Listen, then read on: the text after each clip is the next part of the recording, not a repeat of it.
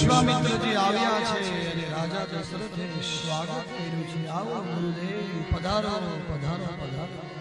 આવવાનું કારણ પૂછ્યું ત્યારે કીધું છે કે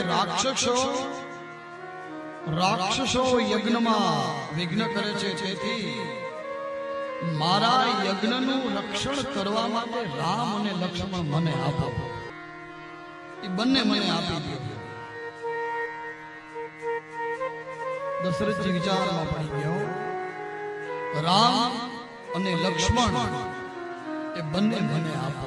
અને દશરથજી રામાયણમાં બોલ્યા છે કે રામ સિવાય તમે ગમે એને લઈ જાઓ, મારો રામ મને બહુ પ્રિય છે, મારો રામ ના આપું.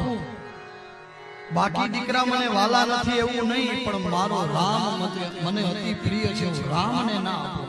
વશિષ્ઠજી દશરથ રાજાને સમજાવે છે કે રાજા, મારી સાથે મોકલો, આ વર્ષે કુમારોનો લગ્ન યોગ છે. બહુ સમજાવ્યા. અને